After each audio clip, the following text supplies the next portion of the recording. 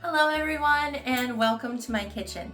This morning we are going to be making biscuits and I thought I would bring you along and show you how that I do that. So to get started with, I have 3 cups of flour in my food processor. We're going to add 1 teaspoon of salt to this. Do not forget the salt. Your biscuits will not be as tasty as they should be if you do. We're going to add 4 teaspoons of baking powder.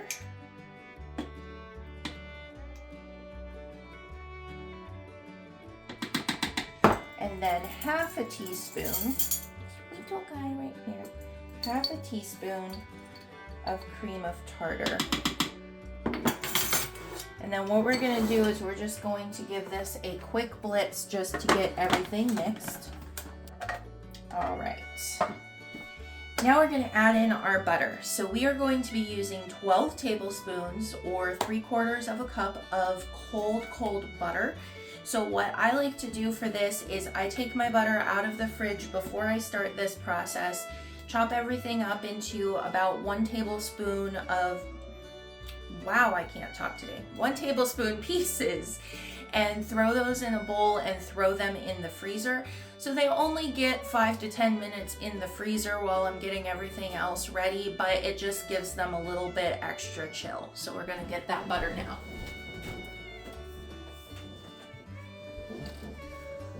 So here's my butter, and I'm just going to put this in with my flour. And then we're just gonna blitz this up. Okay, so now you should be able to feel in there and feel your clumps of butter. See, it's pretty small, but it's not all uniform, which is actually what we want, because those big pockets of butter like that, that's gonna be where your flakiness comes from. So you don't want it completely all the same texture. Now what we're going to do is get a mixing bowl and our very last ingredient, so hold tight while I do that. Alright, so I have my mixture that we used in the food processor in my mixing bowl here. I have 1.5 cups of kefir. Basically this is what I use as a buttermilk substitute. You can use buttermilk as well. Buttermilk is traditionally what you would use. I like to use the kefir because I just keep it on hand anyway. It's great to put in smoothies, just to drink by itself, or to use as a buttermilk substitute. So I'm way more likely to use this than I would actual buttermilk, and it's basically the same. So we're just going to mix that in, and I don't do this part with my food processor because at this point I don't want it to overmix. I just want to give it a gentle mix to bring it together. And it's going to be kind of a shaggy sort of dough. You just want to get basically the flour absorbed in there. But when you feel like you've mixed it pretty well and you don't want to continue mixing it, that's your point to go ahead and turn it out onto a clean counter and just kind of bring it together with your hands. So that's what we're gonna do here. You just want to lightly flour your counter, especially if you have still a little bit of flour in your bowl, like I do. We will simply kind of bring it together with our hands. Do expect your hands to get dirty here. They're going to get dirty, but you will be delighted when you have your end result. So basically, you don't want to knead this because you don't want to overwork it, but you just want to kind of bring everything together with your hands until the point where it's not super shaggy and you feel like you can touch it without it being like all over the place.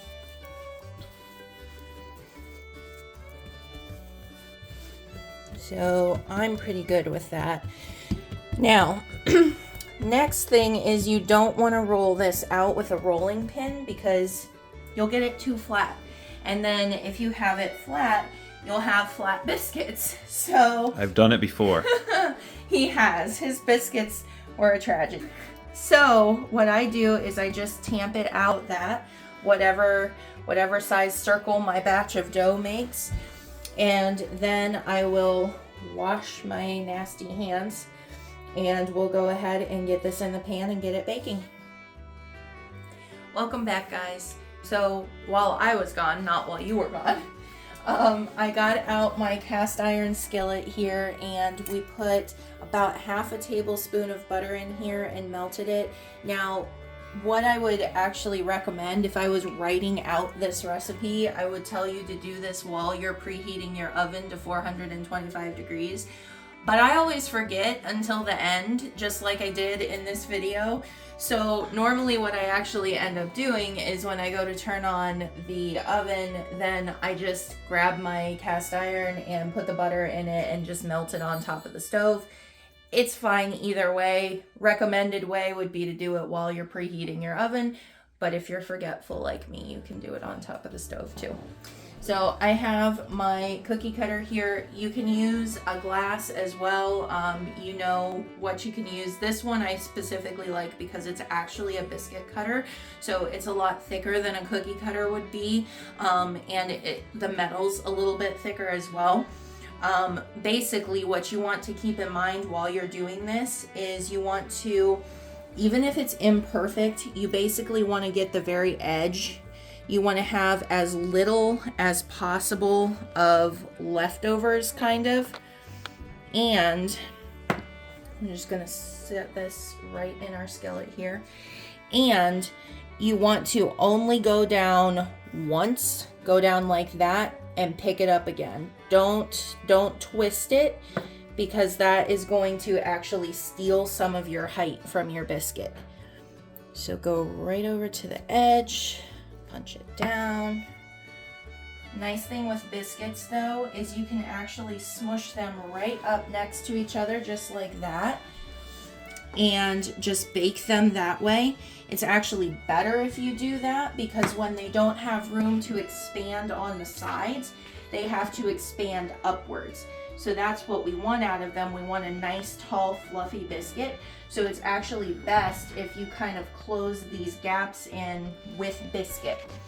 Now, what you're gonna do with your last remaining little dough here, anytime you're scrunching this together, you're working the dough, it's gonna make a tougher biscuit and we don't want that. So you really just wanna kind of like free form one last biscuit out of this. Sometimes you can get two depending on how your batch is that day. And we'll see if we can smush this guy in here. I'm thinking it's probably a no. Okay, we're gonna bake this guy a little separately. I'm just gonna move everybody else around. Okay, oven is preheated to 425 degrees. I would stick this in there right now, but I still have gunky hands again. They're gonna be in the oven for about 12 minutes. And I'll show them to you when they come out. And here are our finished biscuits. So a little bit of a hard top, nice and golden brown, but still really nice and moist inside. Hope you guys enjoyed this video. If you did, please leave me a like and I will see you again soon.